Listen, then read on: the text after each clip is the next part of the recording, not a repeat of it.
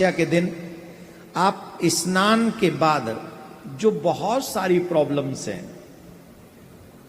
Mostly मन अशांत रहना, देवी देवताओं का प्रसन्न न होना, धन का अभाव रहना, घर में अशांति रहना या भजन में भी मन न लगना। जो लोग कहते हैं ना भजन में भी मन नहीं लगता, ऐसी कई समस्याओं का समाधान आप अमावस के दिन कर सकते। आप इस दिन स्नान के बाद पीपल के पेड़ की पूजा करें और इसमें भगवान विष्णु का, महादेव का, ब्रह्मा जी समेत कई देवताओं का वास होता है। अमावस्या को पीपल के पेड़ की जड़ में जल अवश्य चढ़ाएं।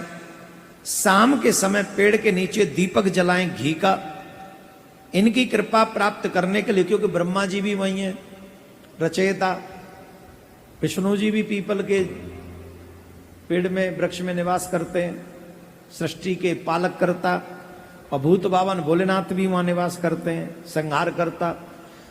पृथ्वी के तीनों ही महत्वपूर्ण देवता ब्रह्मांड के वो पीपल में निवास करते हैं।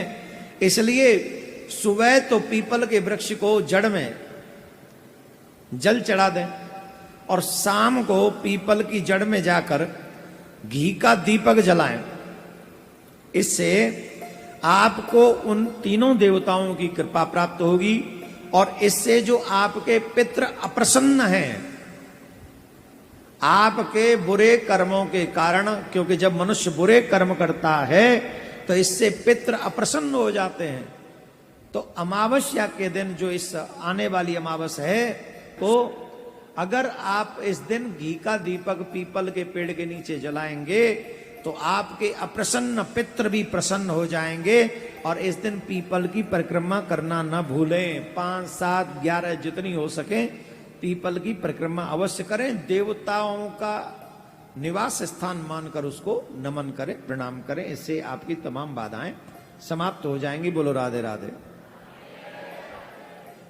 एक और उपाय बता देते हैं, फिर इसके बाद उपायों का सिलसिला समाप्त कर दें, क्योंकि अमावस्या बहुत बड़ा है इसलिए हम बता रहे हैं।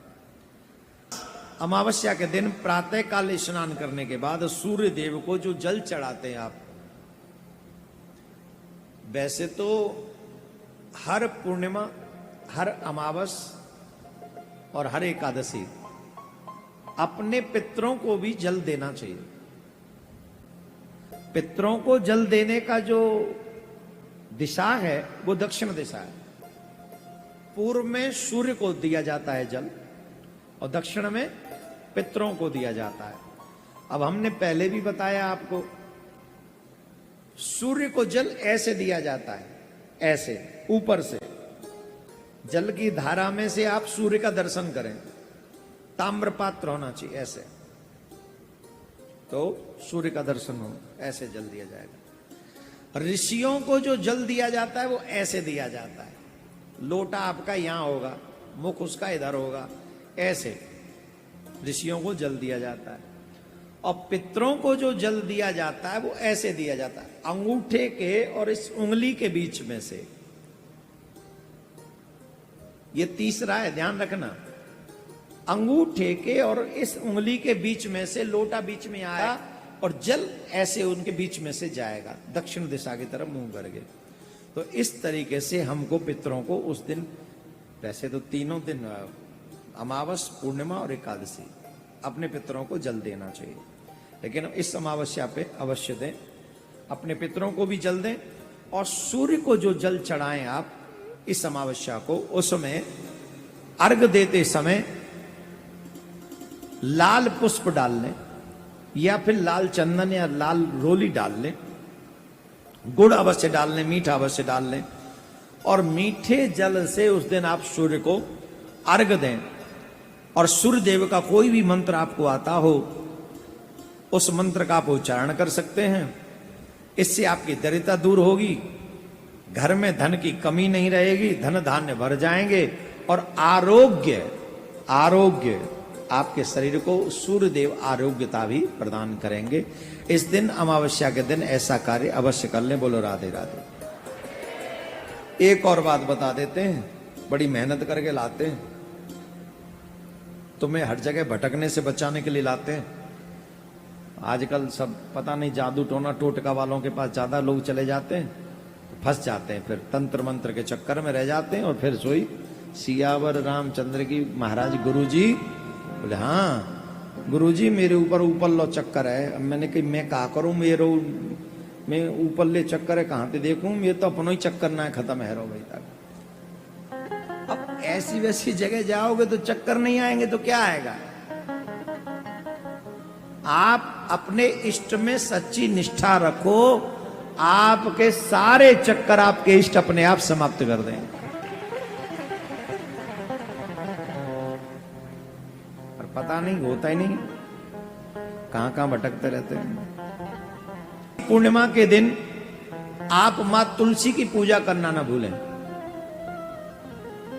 मां तुलसी का पूजन करें, घी का दीपक शाम को जलाएं और 108 बार परिक्रमा तुलसी मां की अवश्य करें।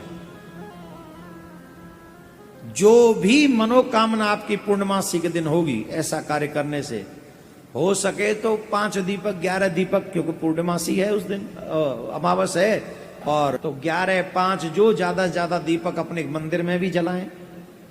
जो भी आपके घर में सात्विक वृक्ष हैं, जैसे बिल्व है और आंवले का है, तुलसी का है, केले का है, इन सभी वृक्षों के नीचे दीपदान उस दिन घी के दीप बनाकर अवश्य करें। तुलसी मां की 108 परिक्रमा करें, जिससे आपके अनेकानेक काम देवी देवता अवश्य बना देंगे। इधर उधर भटकने की जरूरत नहीं है। उस दिन बड़े पैमाने पे प्रिया कांजू के मंदिर में भी दीपदान होगा। तो जो लोग बड़े पैमाने पे दीपदान करना चाहते हैं वो अभी से, सोमवार को तो लगातार हो ही रहा है और हर सोमवार हो रहा है, लेकिन पूर्णिमा के जो अमावस के दिन बहुत बड़े पैमाने पे दीपदान यहां पर होगा, जिससे आपके तमाम संकट कटे। ऐसी प्रार्थना प्रिया कांजू सरकार से अमावस के दिन की जाएगी। बट की पूजा इसलिए की जाती है क्योंकि बट के वृक्ष में समस्त देवी देवताओं का वास है। एक और बात हम यहां बता दें, बहुत आलसी लोग ऐसे हैं कि जो स्वयं तो बट के पास नहीं जाते हैं, बट की डालियां तोड़ के ले आते हैं। हमारे शास्त्र ऐसा कहते हैं, संतों का मत ऐसा है, अमावस्या के दिन वृक्षों की पत्तियां और वृक्ष नहीं तोड़ने चाहिए। अमावस्या हो, एकादशी हो, पूर्णिमा हो, ये सब विशेष बातें बताई गई हैं। तो हमारा आग्रह, सभी लोग जो पितृ कार्य करना चाहते हैं, जो व्रत करना चाहते हैं, वो अमावस पे ही ये व्रत करेंगे, और जो दैविक कार्य करना चाहते हैं, देव कार्य करना चाहते हैं, वो उदयादित्य करेंगे। इस वीडियो को मैंने विलंब से बनाया, इसलिए इसको ज्यादा ज्यादा लोगों तक शेयर कर दें और जल्दी इसको सुन लें। और गलती से भी बट की डालियों को न तोड़ें, पत्तों को न तोड़ें अमावस के दिन।